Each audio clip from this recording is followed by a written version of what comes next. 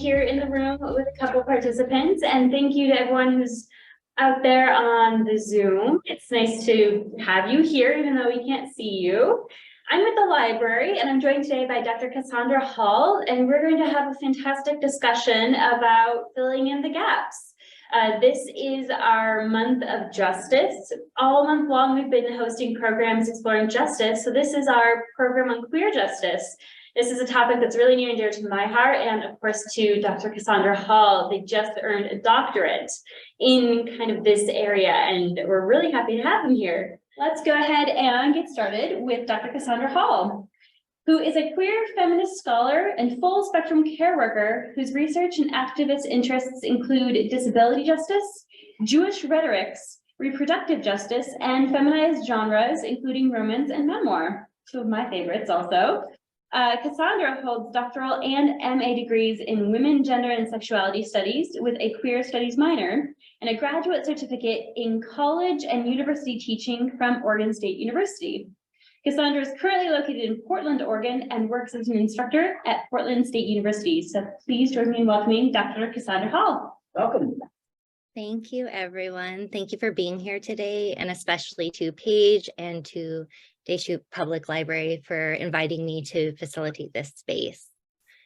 Queer theory is most impactful when we allow it to move through our lives, to make meaning rather than just practicing it or living it only within the academy. And so I'm especially excited to share these ideas with y'all here today.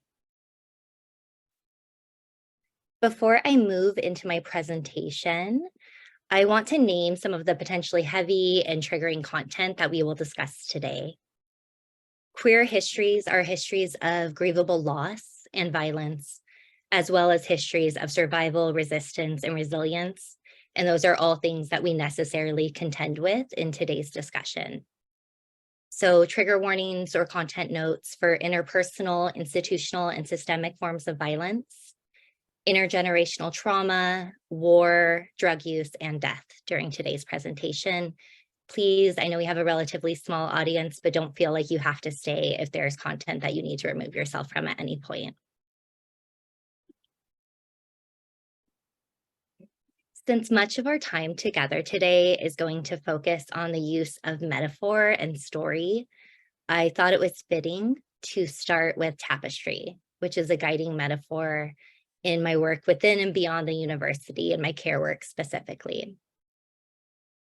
When a tapestry is damaged, there are multiple ways that we can attend to whatever holes or damage that we see. We can reweave the tapestry, sort of make it whole again so it looks exactly as it did in the past. And in this case, we often weave it with contemporary fibers that are less likely to succumb to wear than those that were previously used. The harm is undone, and it is as if it had never happened. Alternatively, we might allow the damage to remain visible. And as you'll see throughout the presentation, this is my favorite method. In this approach, the gap is covered by beautiful, often contrasting fabric. The edges are mended so that the damage cannot spread further, and the additional support of the imposed fabric ensures that the damage won't continue. But in this case, we still get to see the whole. We still get to see that the tapestry is not quite what it was in the past. As a queer Jewish scholar whose work focuses on how queer frameworks and approaches can be brought to life beyond the university, I'm also intrigued by the Hebrew word for tapestry, batim, which also means home. And as we'll explore today, I think that this is an especially intriguing connection when we broaden this out to mean histories and those sorts of historical fabrics as well, thinking about that metaphor and how we can repair the damage that we find within dominant historical narratives. I think this connection to home is particularly fitting because histories are woven not only within formalized archives, but also in our homes. They follow into the most intimate contours of our lives. And we can also resist or sort of restory those things from those spaces as well. So these will all be themes that we play with today. So why might history require our careful repair? As Lisa Lowe tells us, the archive, meaning both formalized archives and more intimate archives, including our familial home, are all created through the violences of affirmation and forgetting. So the archive isn't everything that could have been placed there. It is simply what we deemed memorable, what we thought future generations would want to know or want to see. So from the onset, dominant historical narrative is woven with intention. And these things are done for different purposes. For example, in US history, there's often a conscious weaving of a narrative of US exceptionalism, and we see that manifest in lots of different ways. So those are the more structural gaps. But these gaps also come from the fact that those who might refute or trouble those dominant historical narratives may be unwilling to refute or complicate those histories. It can be too painful to speak what has happened, and they may be unable to bear witness in the sort of evidentiary testimony way that the archive demands because of the fogginess of traumatic memory. It's one of the functions of trauma that it makes our memories foggy, that we don't necessarily hold all the details that we might in other spaces. And one last thing before we move on from the tapestry metaphor, I'm going to play with it a lot today, so I want to really establish it. In thinking about these gaps within dominant historical narratives, I also want to name Charlene Martinez's definition of wholeness, and specifically its antithesis. In conversation with Eric and Pitcher, Martinez reminds us that the opposite of wholeness is not brokenness or lack of suffering, but unattended to damage. This framing helps us to understand how the historical fabric comes to be unwhole, that there's damage done, and it's not just that it happened, but that it has been not cared for, that there's been neglect around the events. As Martinez further offers, damage comes from witnessing violence and abuse, being subject to violence, as well as perpetuating violence. Damage comes through the generations as intergenerational trauma. So thinking about repair in that context, and specifically as a queer historical method. One of the sort of shadow projects of my presentation today is to define queer theory in different ways, and probably different ways, even if you have an exposure to what queer theory is or queer theory does, perhaps differently than you've thought about it in the past. And I'm going to start with this really expansive definition that queer scholarship or queer theory seeks to create a more livable world for all queer and trans people and communities, that is the purpose of the work, and so it can look lots of different ways. So when we're thinking about history specifically, I'm particularly moved by Aurora Levins-Morales's definition of medicinal histories, so things that attend to those damage and start to make repair. As she tells us, the role of the socially committed historian is to use history not so much to document the past as to restore to the dehistoricized, so those who have been structurally forgotten from dominant historical narratives, a sense of identity and possibility. Such medicinal histories seek to reestablish the connections between people and their histories, to reveal the mechanisms of power, so how the damage happened, the steps by which their current condition of oppression was achieved, so that the damage is unattended. That's where the lack of wholeness comes from. Through a series of decisions made by real people to dispossess them, but also to reveal the multiplicity, creativity, and persistence of their own resistance. So as we're attending to the damage, we also want to be accounting for the ways in which there is a brilliance of survival within communities that have been subject to historical and ongoing oppression. What are the modes of world making, of collective care, all of these sorts of things that have been practiced, and what can they teach us about our world today and the world that we desire, again, working to create a more livable world for all queer and trans people and communities. So the same questions to me follow us in our discussions of histories as tapestry. How do we attend to damage? What modes of care and repair do we engage? We can attend to these gaps within the dominant historical fabric by creating resistant narratives that function as attempts to offer a more complete version of the past, to fill in the gaps, to tell the truth of what happened, by perhaps inserting queer, trans, and other people in communities who have been structurally forgotten within dominant historical narratives.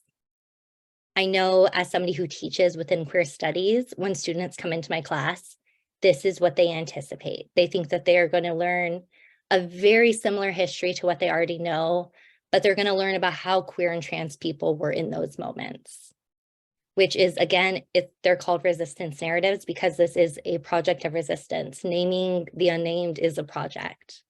But the body of history has been shaped to look like an idealized human body: proportional, inviolable, autonomous, upright, forward-facing, white and masculine. So in this case, much like that first method of repair that we discussed, we're not questioning the tapestry or even having an intent to sort of name why that gap happened. Perhaps the tapestry was not cared for. Perhaps there was intention in how it was woven as we apply it to history. And the historical body is maintained through history-telling processes that position it as normative, clean, and straight. So in this regard, we can see how those resistance narratives ultimately affirm that dominant construction of history. They say we were there too, rather than complicating what the story of history is, what actually happened, and why we have been told histories in the certain ways that we have.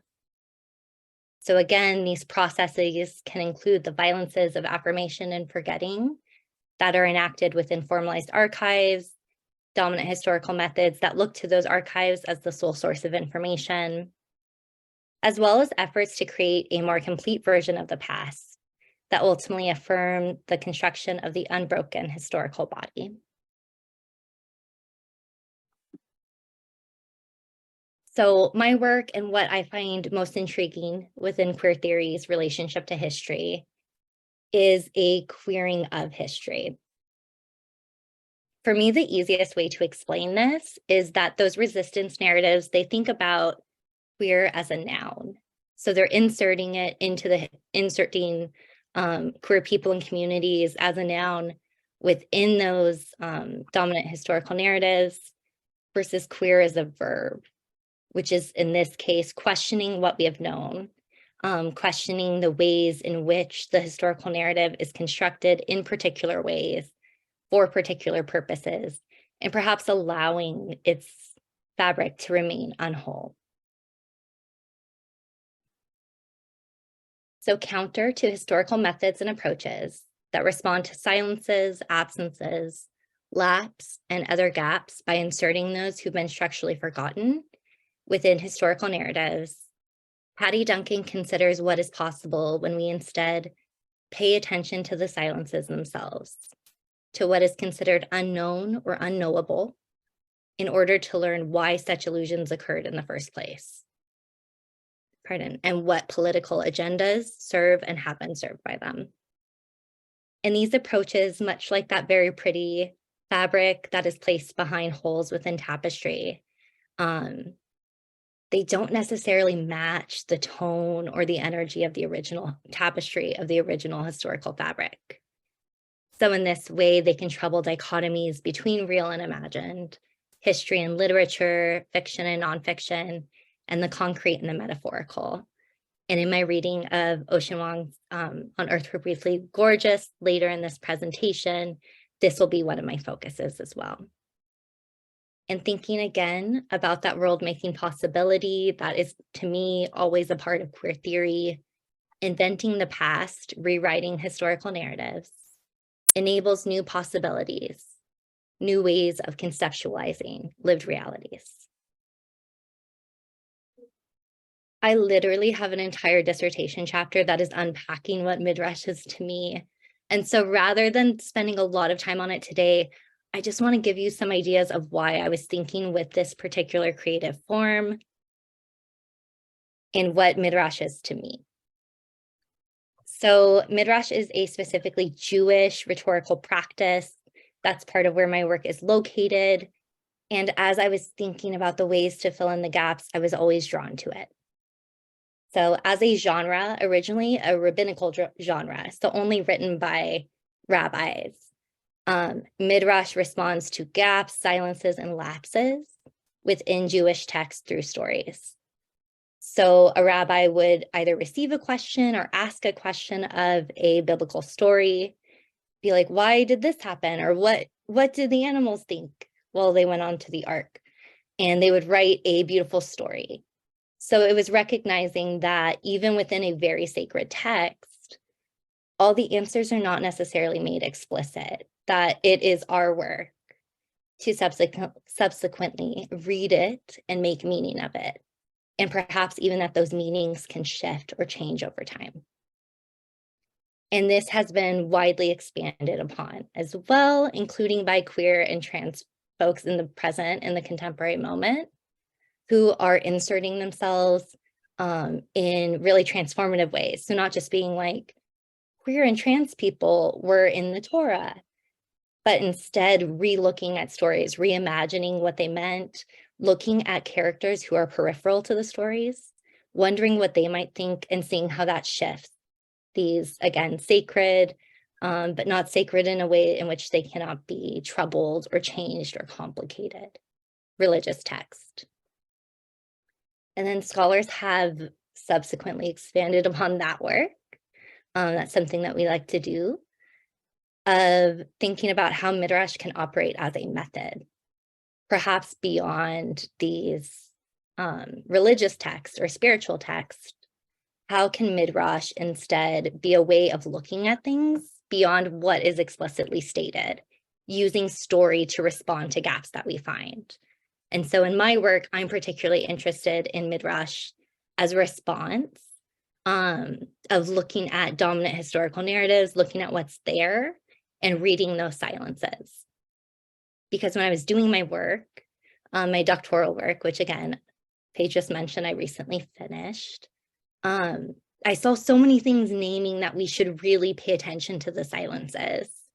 But I didn't see a lot that was like, and this is how we do it. And the folks who were gesturing towards those possibilities, I noticed, were using stories so often. And so drawing kind of those connections in women of color feminisms and queer studies of what people are thinking about when they look at historical gaps. And then I saw the commonalities with my own attention to midrash as a Jewish rhetorician. So that was an exciting point for me. And that is most of what I'm going to offer about midrash here today. I do want to name the connections between that memory work, that storytelling about the past, and futurism as well. So this is where the world making piece comes up for me, is that in creating these stories in the present, we're not just liberating ourselves as Hammerites. In the present moment, we're also complicating and perhaps healing the past and working to heal and create more livable futures as well. So attending to these historical gaps through midrash and other story-centered approaches, because I certainly don't think this is the only way that we can engage it. It's just the cultural framework and cosmology that I'm coming from.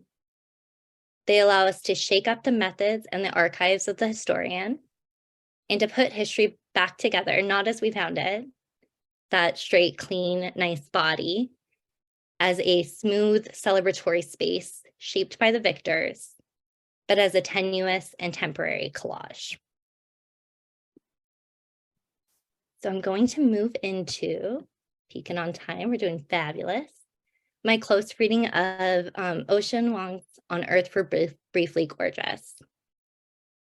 How might midrash, through fiction, attend to historical gaps in ways that reveal fuller, messier, and perhaps unprovable meanings? How might midrash and other creative historical methods allow us to grapple with the ongoing impacts of these historical gaps, lapses, and silences? How does midrash respond to discursive, institutional, and other gaps and enable care that holds space for grief, pain, and rage? And how might these ventures into memory enable, again, for me, the purpose of queer studies, more livable queer futures?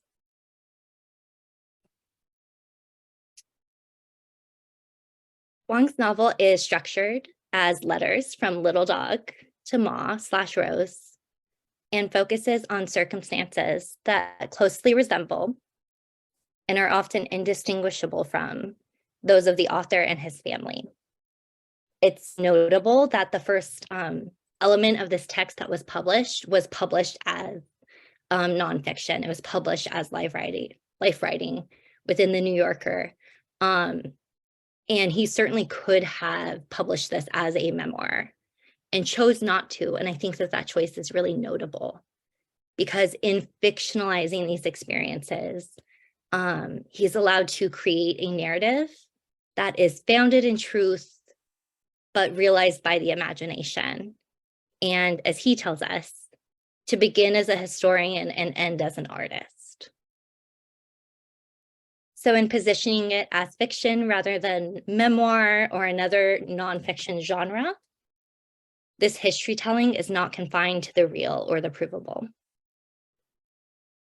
I consider the methods through which he attends to the damage of entangled histories of care and violence and care as violence, including those related to war, migration, and intergenerational trauma. I reflect on how On Earth We're Briefly Gorgeous invents the past and enables new possibilities, new ways of conceptualizing lived realities, while avoiding curative history-telling practices that obscure, erase, or otherwise position past violence as settled, removed from our lives in the present. And I argue, even though Vuong is neither Jewish, I still think that this offers a model for midrashic historical approaches that fill in or attend to gaps, including those related to traumatic and other structural forgettings, without again affirming that dominant construction of the normative, clean, and straight historical body. And I am particularly moved by his use of metaphor throughout the novel, and metaphor as a way of speaking the unspeakable. I think that's a fraught metaphor. The politics of speech is so complicated, but essentially, as he more beautifully puts than I did, a way to innovate around the pain. And so most of the rest of my presentation before we move into the activity piece is going to focus on the metaphors that he uses in the text. On Earth We're Briefly Gorgeous opens with entangled reflections on translation, intergenerational trauma, and the migration patterns of monarch butterflies who move one beat at a time from southern Canada and the United States to portions of central Mexico where they spend the winter. Here and throughout the novel, he engages metaphor as a coping mechanism through which traumatic experiences are named without stating the experience outright. Metaphor, as he offers, renders the horrific via an alternative speech act and, in the mouths of survivors, becomes a way to innovate around pain. The migration patterns of monarch butterflies are evoked as metaphor to contextualize little dogs' familial and interpersonal experiences in the broader fabric in which they are imbricated. Vuong writes, female monarchs lay eggs along the route. Every history has more than one thread, each thread a story of division. Vuong's curation of stories and metaphors reveals alternate and deepened meanings, including those that illuminate care and violence enacted by Ma toward little dog. It also positions his mother and grandmother's lives as meaningful, rather than lives of abject victimhood and worthy of care. This migration story is interrelated with others including stories that reveal how Little Dog and Ma's relationship is shaped through their differential experiences and positioning within the United States, rendering their identities as tenuous and tethered. This dynamic is woven into the novel, which emerges through letters from Little Dog to Ma, a mother who, like Vuong's mother with whom she shares a name, could not read the letters that were written for her. A mother who, at 5 years old, watched from a banana grove her schoolhouse collapse after an American napalm raid. A mother who never stepped foot into a classroom again. Still, Little Dog reaches for Ma through writing, even if each word I put down is one word further from where you are. Little Dog's Vietnamese is similarly weighted by histories of empire. He writes, "The Vietnamese I own is the one you gave me, the one whose diction and syntax reach only the 2nd grade level. Ma and Little Dog's shared Vietnamese serves as a time capsule, a mark of where her education ended, ashed. Little Dog can only offer these stories as they do in written English, a form that renders them incomprehensible to their mother. Like the monarch eggs scattered throughout their migration route, Little Dog charts the disruptions and divisions that mark his lived and familial experiences of migration from Vietnam to Hartford, Connecticut.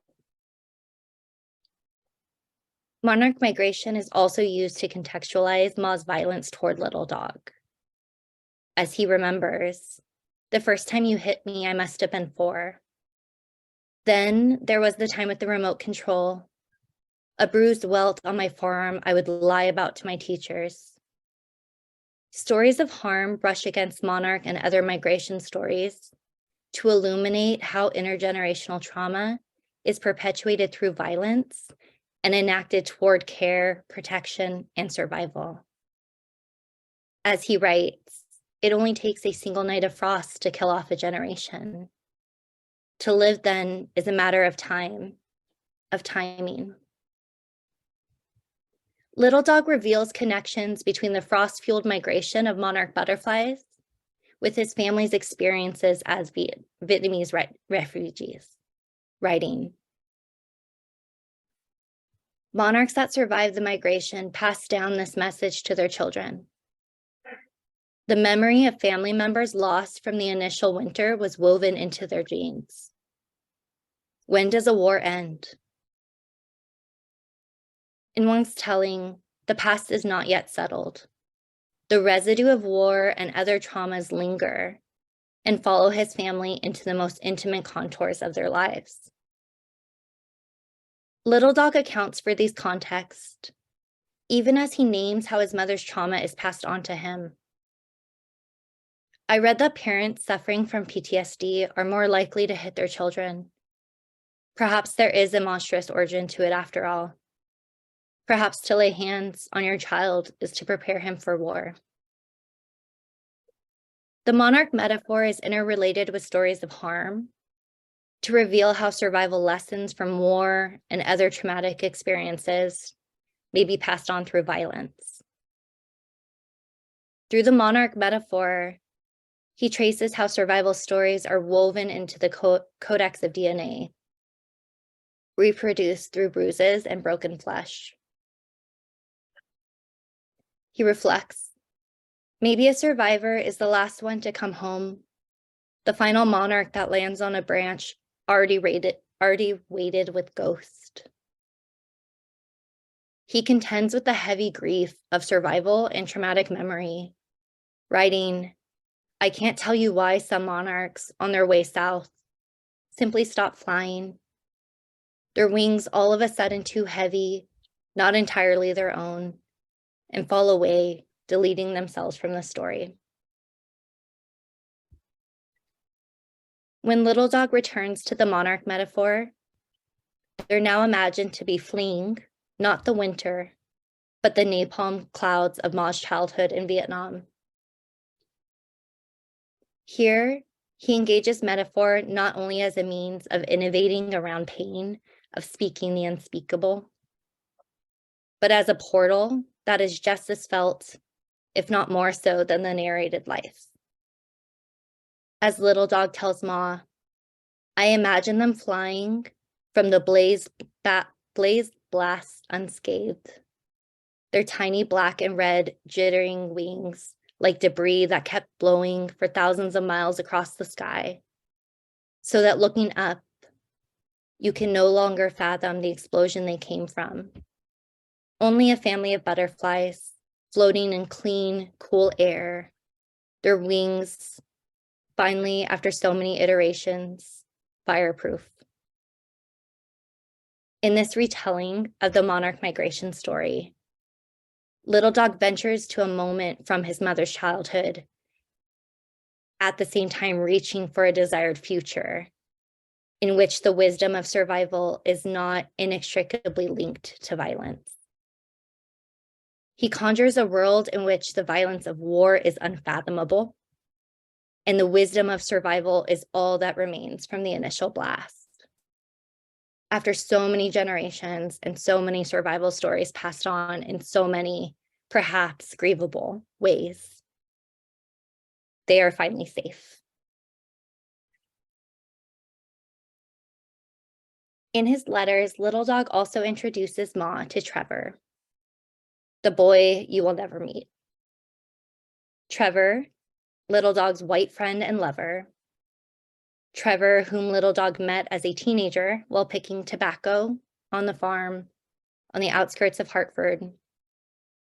Trevor the hunter, Trevor the carnivore, the redneck, not a pansy, shotgunner, sharpshooter, not fruit or fairy. Trevor who died from an overdose of heroin laced with fentanyl at 22. Trevor, meat eater, but not veal, never veal.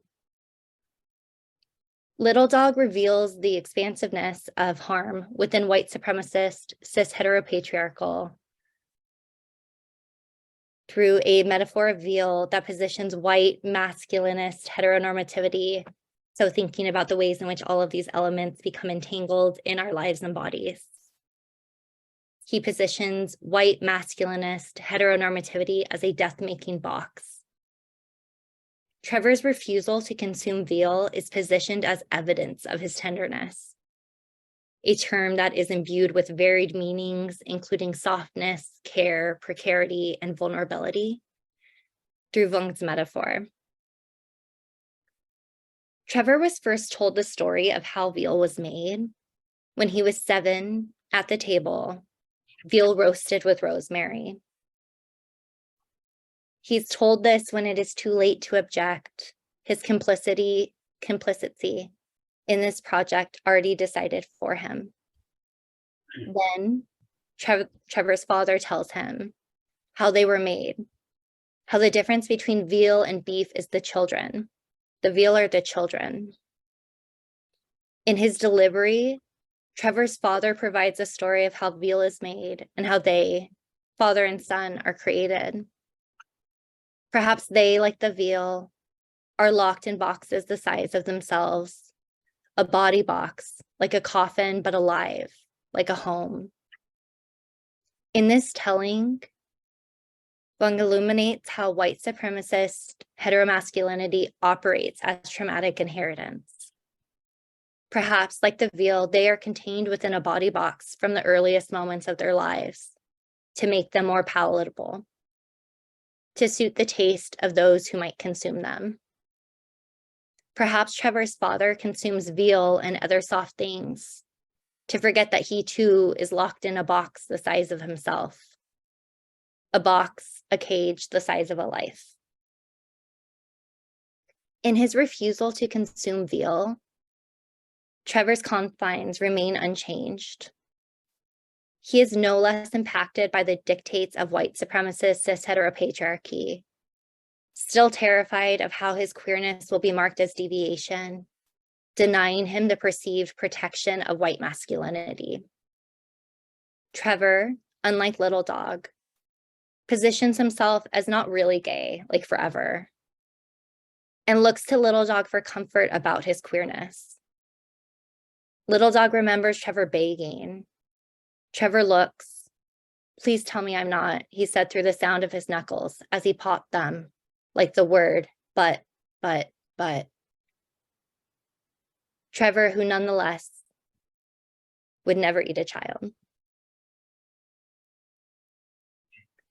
Vuong evokes the metaphor of a buffalo to trace the differential relationships to inheritance. He recalls, one afternoon while watching TV with Long, his grandmother, we saw a herd of buffalo run, single file off a cliff, a whole streaming row of them thundering off the mountain in Technicolor.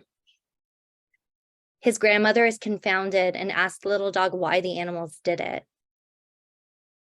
As Little Dog remembers, like usual, I made something up on the spot. They don't mean to, Grandma. They're just following their family, that's all. They don't know it's a cliff. In this framing, inheritance is an inevitable accident of care. In staying together, we might follow one another to our demise. It's revealing, even if Little Dog questions its meanings and implications from the start. Long cannot abide her grandchild's explanation and suggests maybe they should have a stop sign then. Long, who might otherwise be positioned as an abject victim of war and displacement, cannot understand why the buffaloes would follow one another to their deaths. Her refusal to accept Little Dog's interpretation of the events reflects a life marked by the refusal of inheritances that do not serve her. For Long, whose name means orchid, the name she gave herself, having been born nameless, because her mother simply called her Seven, the order in which she came into the world after her siblings.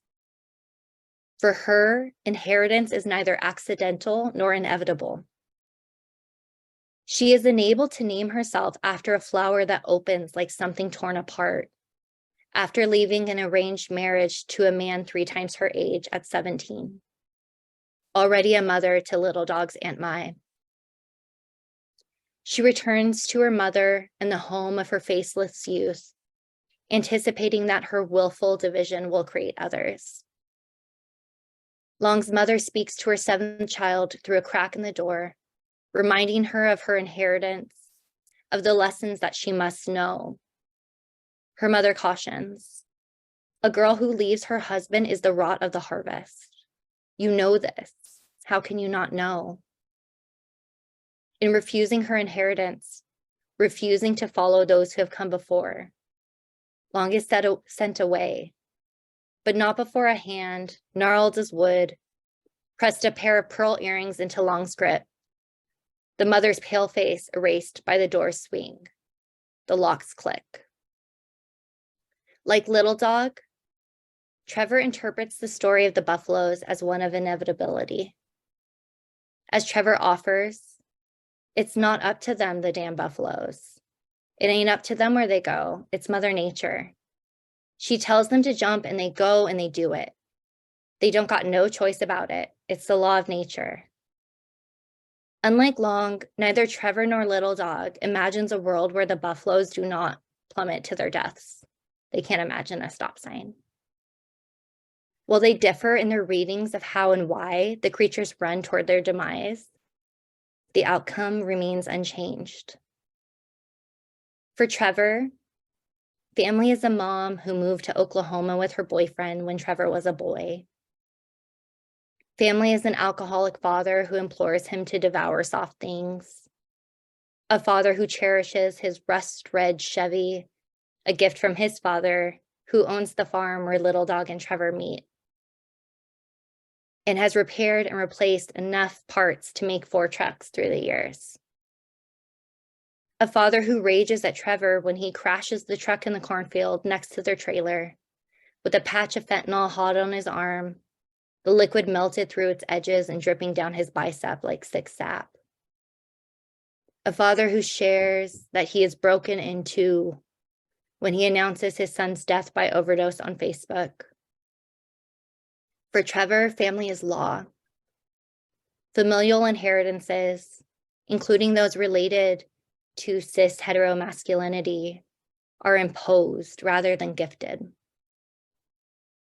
To refuse this inheritance is to deviate from the familial line, to risk the limited care that is offered to us. Family is law, and those who deviate from its paths are punished. While neither Trevor nor Little Dog imagines a world in which the buffalo survive, they differ in how they grapple with the motivations and complicity of the creatures that fall without a warning to those who follow. Trevor frames the buffalo's demise as natural law, counter to Little Dog's claim that the animals do not know what is to come. Trevor implies that the buffaloes race toward the cliff, knowing what will befall them, knowing that their fall will enable the fall of others. In Trevor's interpretation, the buffaloes anticipate the cliff and they run anyway, never imagining that there could be another way. Little Dog bridges their tellings, seeking care in Trevor's framing. Like they're just following their loved ones, like their family's just going forward and they go with them. Little Dog clarifies. Yeah, something like that, Trevor responds. Like a family, a fucked family. Whereas Little Dog offers a story of loved ones falling together when the ground beneath them disappears, Trevor's interpretation is one of frustration, hurt, and betrayal. In their tellings, Little Dog and Trevor reveal their differential relationship to and experiences of family and the weight of inheritance in a way that words beyond this metaphor could never do. On Earth We're Briefly Gorgeous closes with a dream in which Little Dog ventures into memory to a moment when he was 15 and no one I know is dead yet, not Trevor, not Long, not my friends with the speed and the heroin, nowhere near their scarless veins. In the dream, Little Dog and Trevor have fallen asleep in the barn that has not yet been dismantled, its wood repurposed into craft furniture or to line the walls of trendy cafes in Brooklyn. On the tobacco farm that has not yet been sold to make room for luxury condos. Little Dog is startled awake by the sound of something in pain. An animal, he writes. Always it is an animal who is this articulate, this clear. Little Dog follows the anguish sound, perhaps a heifer whose child has been taken in the night to make veal. In following the anguished cry of a mother, Little Dog steps into another memory, a time when Little Dog asked Ma to tell him the story of the soldiers who ate the brain of a still living macaque monkey. He writes, the men will take turns consuming the brain, dipped in alcohol or swallowed with cloves of garlic from a porcelain plate, all while the monkey kicks beneath them. They devour its brain, the brain of an animal that is capable of self-doubt and introspection, whose brain is the closest of any mammal to a human's, to rid them of impotence. Little Dog writes, the more the monkey rages, the stronger the cure. They are doing this for the future of their genes, for the sakes of sons and daughters. Eventually, when nothing's left, when all of its memories have been dissolved into the men's bloodstreams, the creature dies. Little Dog connects Ma, born in the year of the monkey, with the monkey's sacrifice to protect the soldiers' bloodlines. In memory, Little Dog wonders how Ma evaded those who would consume her. She explains, well, because I was fast, baby. Some monkeys are just so fast, they're more like ghosts, you know? When Little Dog cannot locate the source of the pain sound, it eventually falls away. Still dreaming, he runs back towards the tobacco farm. He imagines that the buffalo join him as he runs. their eyes oil black and the velvet of their horns covered with dust, running headfirst together. They transform into moose, then dogs, then, like Ma, into the monkeys. The crowns of their heads cut open, their brains hollowed out. Like the buffalo, they move toward the cliff's edge, until the first ones step off the cliff onto air and the forever nothing below. And then they ignite into the red sparks of monarchs.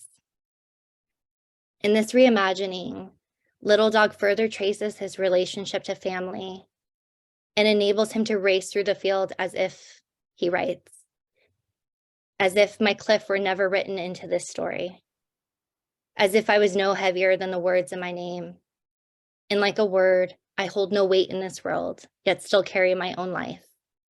And I throw it ahead of me until what I've left behind becomes exactly what I'm running toward, like I'm part of a family. In my close read of Ocean Vuong's use of metaphor in On Earth We're Briefly Gorgeous, I illuminated possible forms and approaches for midrashic history telling through fiction. In this way, Little Dog, Ocean Vuong together illuminate the ways in which using metaphor, telling stories, and refusing to prove the truth of our experiences can be more impactful and allow a harder shaped sort of truth than dominant modes of history telling might allow. In his ventures into memory, Little Dog troubles a past that remains unsettled and conjures a more livable world. Perhaps a world in which Rose can read the letters written for her. In this way, it reflects a world-making, transformative mode of repair and care. He offers, I know you believe in reincarnation, speaking to his mother. I don't know if I do, but I hope it's real. Because then, maybe, you'll come back here next time around. Maybe you'll be a girl and maybe your name will be Rose again. And you'll have a room full of books with parents who will read you bedtime stories in a country not touched by war. Maybe then, in that life and in this future, you'll find this book and you will know what happened to us and you'll remember me. Maybe. And from here, I would love to chat more about what this work can mean for us. This approach, as I've offered here, is inspired by Divya Victor's The Audre Lorde Questionnaire to Oneself, which I've also included a link to on both the handout and here in the slides, which I think offers a midrashic way of reading queer and feminist text, including Ocean Vuong's work, beyond just what is explicitly stated and filling in the gaps of what these texts mean for us. So in the broader handout, I have linked to moments in the text that I was thinking with as I created these things. But as they're here, I recognize the last one is not following Victor's model. It is not a question. It's a bit of a call to action. What stories are woven into your genes? What survival stories were passed down to you? What survival stories have you passed down? What histories are reflected in these stories? For me, this first question is an opportunity to think about how histories, those that are widely accepted, as well as those that are not typically captured or retold within archives, how are these histories informing who we are in this moment? What lessons might you find in grievable histories? How might you honor your sadness and grief by refusing inheritances and lineages that no longer serve you? Do these stories honor those who have come before? Do they support you in creating a more livable world? If not, how might you amend them? So here's my sort of thinking about queer theory, queer studies, all these formations as driven by the purpose of creating a more livable world. What are the ways in which we can do that, even in our kind of everyday approaches within our home? And lastly, as Vuong has offered or modeled, have the nerve to tell your stories in a letter that will never be read. dream of who might find it in another life or future. So I know we only have a few minutes to discuss any of these pieces. I envision this as homework. I think that they're tender questions. I know personally, the Audre Lorde questionnaire is one that I continually revisit, not only with my students, but more personally, and that this might be one as well that you find different meanings in at different moments or come back to. But that is the end of my kind of formal presentation, and I'd love to chat more with you all if you are so inclined.